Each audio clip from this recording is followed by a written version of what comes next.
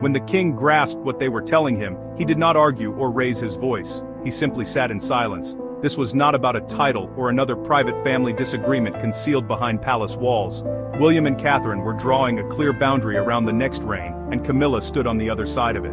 Before the meeting closed, Charles heard one sentence that caused the entire Queen Mother model to collapse around him.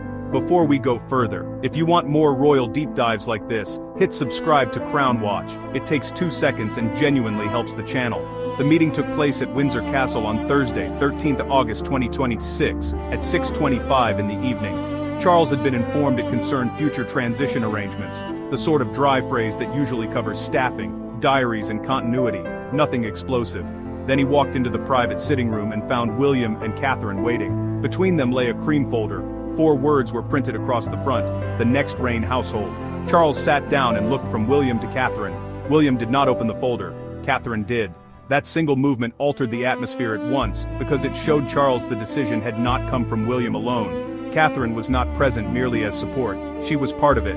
As Charles began reading the first page, the future he had quietly assumed for Camilla started to look different. There was no sentence declaring that Camilla would lose her dignity, no demand that she vanish from the family, no attack on her marriage. The language was colder: one sovereign, one working household, one center of royal authority when the next reign begins. It sounded administrative until the consequences became plain.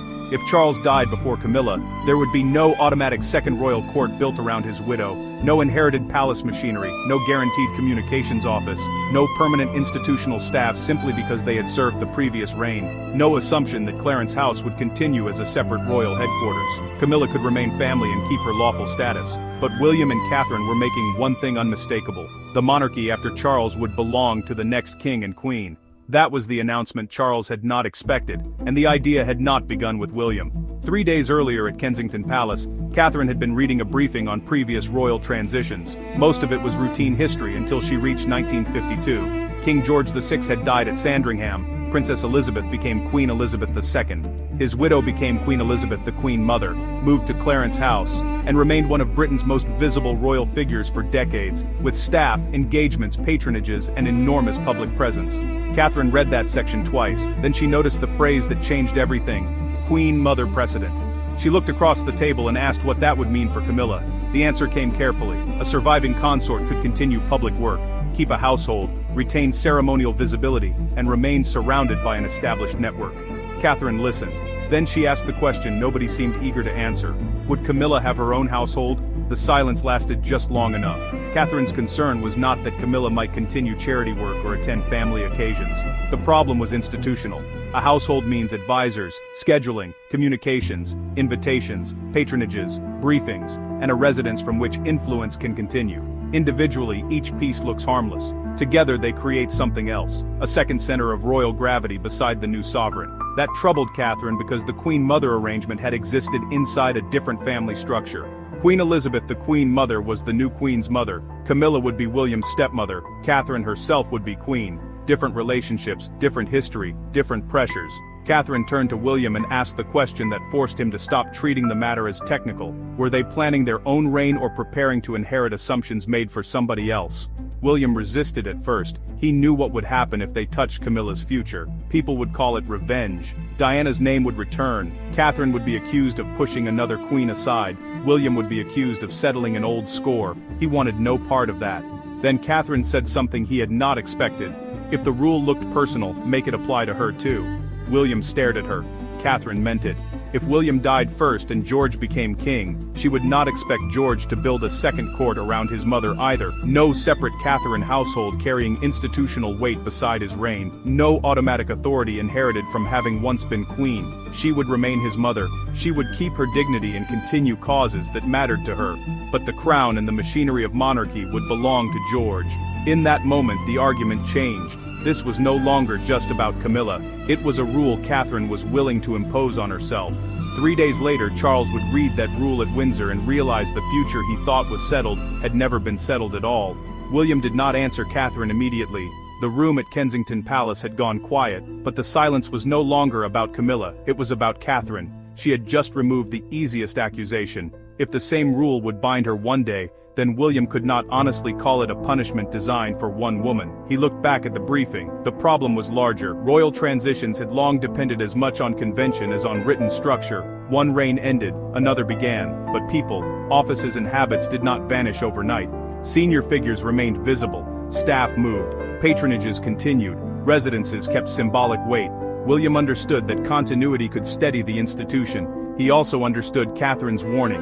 Continuity could become entitlement if nobody decided where the old reign stopped and the new one truly began. Catherine's proposal was severe because it was clean. A surviving consort would keep personal dignity, lawful title, family position, and private interests. But institutional power would not pass automatically into the next reign. If the new sovereign wanted that person involved, the invitation would come from the new sovereign, not from custom, not from assumption, not because a household had existed for years and expected to continue. That distinction changed William's expression. It gave him something he had not had before, a principle. He asked the advisors to test it from every direction. What happened to communication staff? What happened to existing offices? Which patronages were personal and which depended on the crown? Could a former consort continue public appearances without creating confusion about who represented the sovereign? Could a royal residence remain associated with the previous court without quietly becoming a second headquarters? The answers were not simple. A transition decided during grief would be vulnerable to emotion, pressure, and rushed promises. A transition discussed years in advance could be built around rules rather than personalities. William still saw the danger. His mother's name would be pulled into it whether he mentioned Diana or not. Any decision reducing Camilla's future institutional influence could be framed as a son settling an old family score. William knew how quickly that story would travel. He also knew Catherine would be accused of using her own popularity to diminish Camilla before becoming queen herself. Catherine had anticipated it. She made the sacrifice explicit.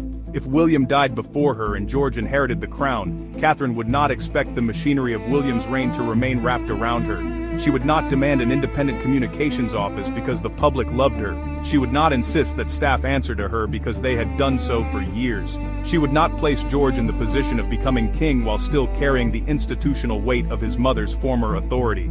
The thought was uncomfortable. That was why it worked. William knew what Catherine represented to George. He knew what losing a parent could do to a young heir because he had lived through that rupture himself.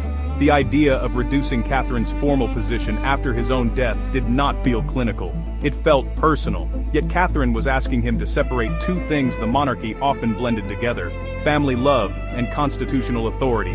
One could survive without controlling the other. From that point the wording tightened. One reign, one household, one sovereign at the center. The advisors stripped away anything that sounded vindictive.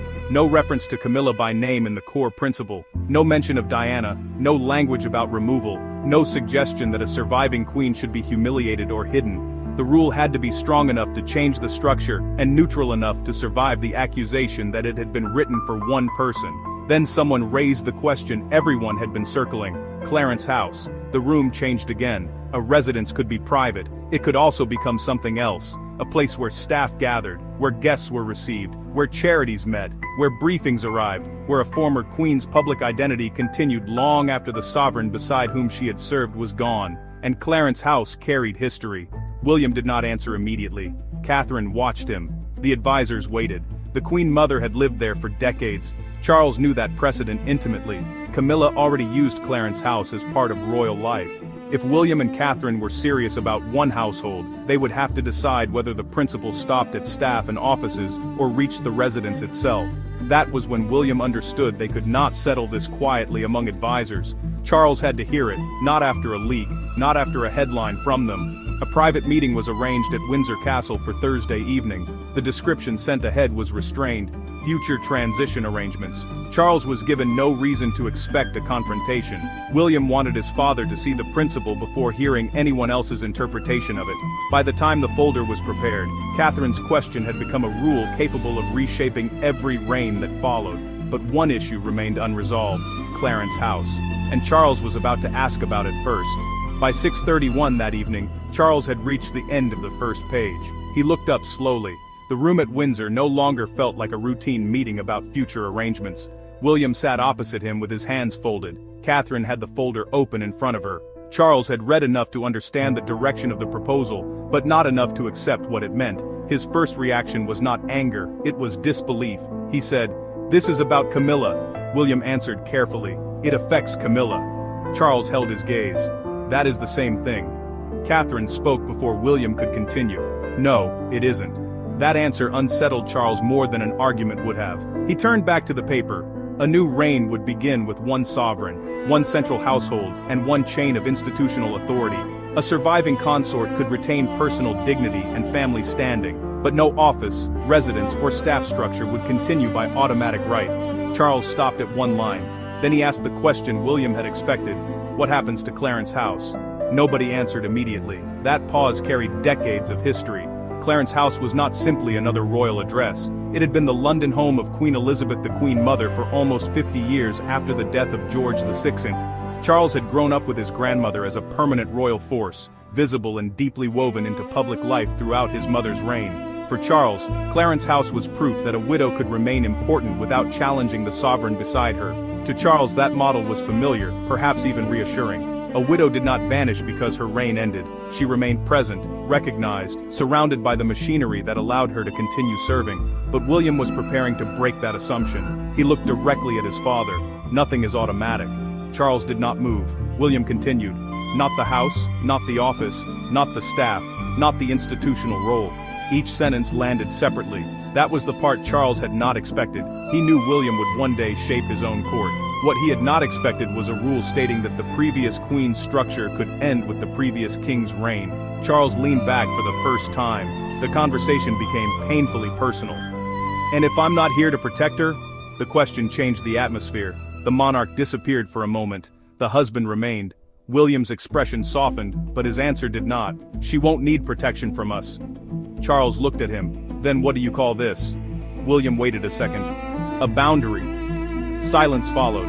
Charles had spent decades waiting for the crown. Now his son was asking him to imagine the day when that crown had already passed on. He was being forced to picture Camilla still alive, still inside a monarchy that no longer belonged to their household. Charles turned toward Catherine. Until then, William had carried most of the explanation. Charles seemed to expect Catherine to remain supportive, but quiet.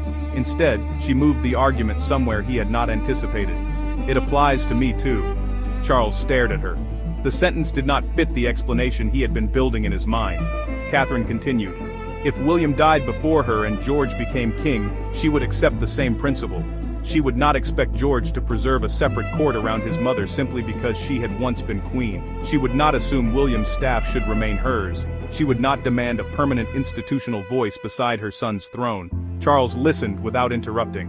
Catherine was placing her own future inside the rule. That made the argument much harder to dismiss. This was no longer a restriction created for Camilla alone. It was a limit Catherine was willing to live under herself. Her point was simple. When George became sovereign, his reign had to belong to him, not to the memory of his father, not to the expectations of a previous household. Then Catherine gave Charles the line that stopped the room. "My son should never have to inherit my authority as well as his father's crown." Charles looked down at the folder.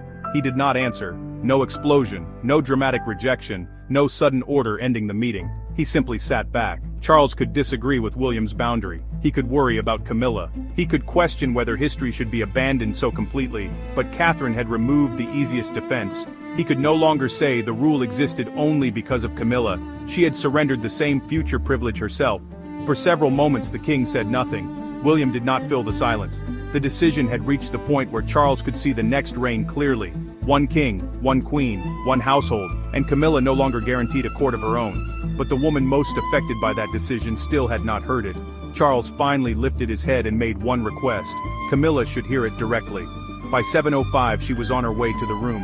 At 7:10 that evening, the door opened and Camilla entered. She knew immediately that something had shifted.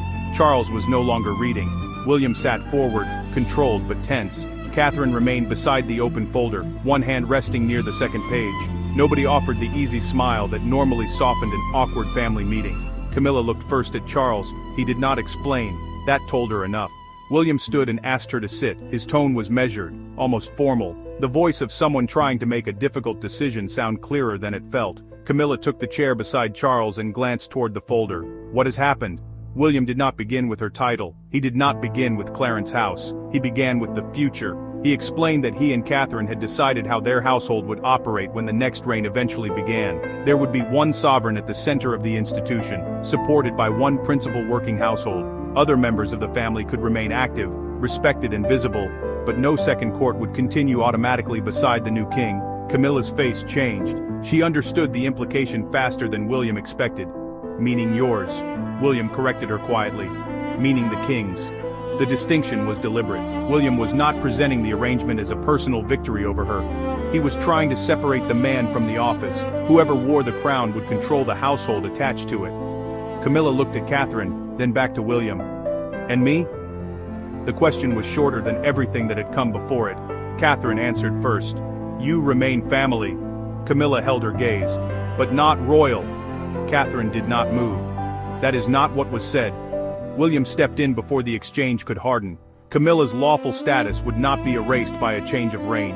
She could continue personal charitable interests. She could attend family occasions. She could appear publicly when invited by the sovereign. Respect did not end because Charles's reign ended, but the automatic machinery would.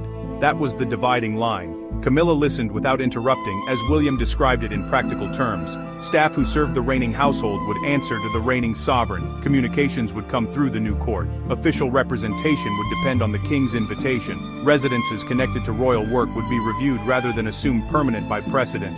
Nothing was being seized in that room. Nothing was being promised either. And that uncertainty was what Camilla found hardest. She turned toward Charles. "So the moment you are gone, I disappear." Charles looked at William before answering, but William spoke first. "No." Camilla waited. William explained that disappearing and losing automatic institutional authority were not the same thing. A former queen could remain part of national life without operating a court beside the sovereign. She could be present without becoming a second source of official direction. Then he gave the sentence that brought the whole proposal into focus. "Family is not the same as government." Camilla went still. For years her public identity had been built around service beside Charles, engagements, patronages, receptions, causes, staff briefings, ceremonial appearances. The proposal did not erase those years, but it refused to guarantee that the structure supporting them would survive Charles automatically. That was a much quieter loss, and perhaps a more difficult one to argue against. Camilla looked again at Catherine. The tension between them had not disappeared, but something in Catherine's expression made her hesitate. There was no satisfaction there, no sense of victory. Catherine understood exactly what the rule could cost because she had already placed herself beneath it. She told Camilla that if William died first and George became king, she would not ask her son to preserve a separate Catherine household around her. No independent court, no inherited command over staff, no permanent institutional voice beside George simply because she had once been queen. Camilla's expression changed again. This time the resistance weakened. Catherine was not demanding a sacrifice she intended to avoid herself. That mattered. The room became quieter. Charles watched his wife. William watched his father. Catherine kept her attention on Camilla, allowing the implication to settle without trying to soften it. For the first time since entering, Camilla stopped asking what she would lose. She began asking what the rule actually was. Was it written only for widows of kings? Would it apply to every future consort? Could a later sovereign simply reverse it? William glanced toward Catherine, then toward the folder. Those were the questions they had expected, and they had prepared an answer. Camilla believed she had finally reached the end of the announcement. She had not. William turned the first page over and revealed a second sheet beneath it. At the top was a heading Camilla had not seen before, the One Court Principle, and beneath that heading was a list of names and future situations that made one thing suddenly clear. This rule was much bigger than Camilla or a single reign. The second sheet changed the scale of the meeting. Camilla had expected to find her name at the center of it. Instead, the language moved beyond her completely. The principle would apply to every surviving consort who came after the reigning sovereign. Catherine was listed, so was the future spouse of George. Even Charlotte's future position was covered if circumstances ever placed the crown on her head. This was not a private arrangement for one difficult transition. It was a succession rule. The meaning was immediate. When one reign ended, the institutional household ended with it. The next sovereign could invite a former consort to continue public duties, retain selected patronages, appear at major events, or support causes connected to the crown. But none of those roles would continue simply because they had existed before. Authority would have to be renewed. Camilla read the page more slowly than the first. That detail mattered because the second sheet removed the argument she had been preparing. She could no longer say the proposal isolated her. Catherine had already accepted it. Future consorts would face it. The structure was designed to survive the people currently sitting in the room. Charles understood that too. The question was no longer whether his wife deserved respect after his reign. The question was whether any former consort should carry an independent institution into the reign of the next sovereign, and William had already asked someone else. Days before Windsor, he had taken the principal privately to Princess Anne. Anne had spent her entire life inside the monarchy. She had watched one reign end, another begin, and another transition take shape. She remembered the Queen Mother not as a photograph from history, but as a living force inside the family. Clarence House had been full of activity. The Queen Mother remained visible, popular, and deeply established. William wanted to know whether ending that model would weaken continuity. Anne's response was brief. Different reign, different family. William pushed once more. Did she agree with the principle? Anne did not turn the question into a judgment on Camilla. That was precisely why her answer carried weight. She focused on the crown. The next king had to be allowed to be king, nothing more. That distinction protected Anne's point. Loyalty to a former queen could remain personal, warm and visible, without becoming a second chain of command. Respect could survive. Influence could survive. Automatic authority did not have to. No speech about old grievances, no attack, no emotional score settling. Anne treated the issue as structure, and that gave William something he needed. The idea could survive outside the emotions surrounding Camilla. Back at Windsor, William explained that the principle was not intended to erase history.